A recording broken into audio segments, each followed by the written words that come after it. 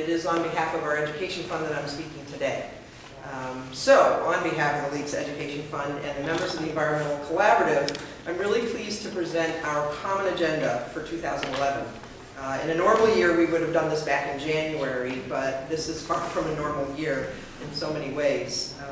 I want to thank my colleagues in the Collaborative for their patience and assistance during my transition. I'm still thinking about forming a support group for everybody around here who's got a challenging new job. But since the black door closed, I'm not sure where we'd meet. So our common agenda addresses 4 major goals: securing Vermont's clean energy future, promoting sustainable economic development, conservation, and smart growth, permitting that serves all Vermonters, and strengthening Vermont's commitment to recycling. I'd like to invite my colleagues from the Collaborative, who are accomplished experts in all these areas, and also some of the hardest working advocates in the building, to offer a few comments, and then we'd be happy to take questions. So I'm going to turn it over to James Moore from the Vermont Public Interest Research Group, who's going to talk about clean energy. Thanks. Great. First off, thanks to Andrea, and it's been neat to see her kind of step into the role at the helm of Vermont League of Conservation Voters. It's obviously a critical organization, both on the education work that we all participate with VLCV on, but then also on the kind of the accountability electoral work that they do, which is very separate from this kind of collaborative effort. I actually want to just briefly touch on the first and the last priority outlined here for the environmental collaborative, both the energy portion and the recycling portion. On energy, this is a really exciting time for Vermont. We have had basically been moving forward in a ship without a rudder over the past 8 to 10 years, and with a new administration at the helm that has put a very vocal commitment to a clean energy future and local clean energy jobs, we have a real opportunity in front of us. Most of that is going to be borne out next year, as the governor has put a priority on coming up with a clean energy plan over the course of this summer, reaching out to a broad group of stakeholders. I also wanted to make clear, though, that it's going to be up to us, and it's going to be up to Vermonters generally, to actually hold the governor to his promises about the clean energy future moving forward. We all hear lots of campaign promises. I've worked with Governor Shumlin, and he is absolutely committed to moving this state forward, but he's going to need Vermonters' support and work making sure that that happens. Here in the State House this year, we do have some short-term priorities that focus around primarily fixing our net metered energy program, which is really the bread and butter that allows Vermonters to install their own energy systems at the home and business level.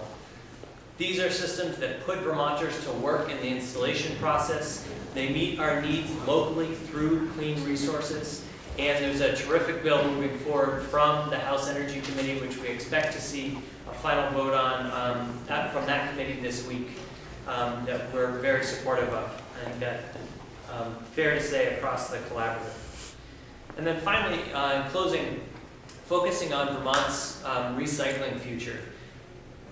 Vermonters value our recycling programs above just about everything else. There's an environmental ethic and an ethic of personal responsibility that goes back to kind of the old Yankee conservative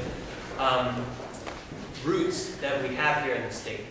And the bottle bill is a crucial part of that recycling program here in the state.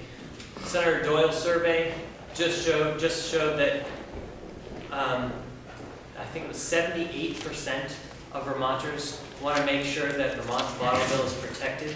And make no mistake, there is an effort underway in this building right now by corporate special interests to roll back our critical bottle bill legislation. We'd like to see that legislation expanded rather than done away with. So I'll leave it to any questions at the end. Thanks for your time. So next I'd like to ask Adam DeCrasson to talk a little bit about our priority on promoting sustainable economic development, conservation, and smart growth. Thank you. My name is Adam DeCrasson. I'm here on behalf of Smart Growth Vermont to speak to one proven strategy for public investment into economic development, conservation, and smart growth. The Vermont Housing Conservation Board is a strategy that has proven to put value into our communities in the form of the working landscape, forestry, community center affordable housing, downtown revitalization. And this year, Governor Shumlin has made a creative recommendation that would produce a strong investment into affordable housing and land conservation. Conservation is economic development. It's an investment in working farms, working forests, and Vermont has been rated the 5th best destination in the world by National Geographic. Our Vermont brand requires investment to protect it, and we're here to thank the governor and encourage the legislature to follow his creative funding strategy to keep these investments working in our communities.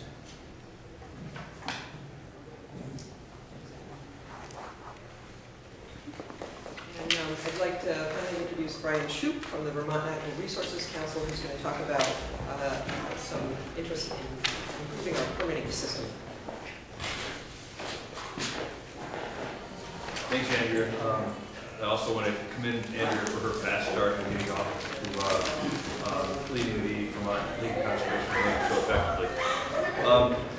For many years, the concept of permit reform has been a code word for limiting public access to the permitting processes and reducing our environmental standards for the state. We would like to see a more meaningful and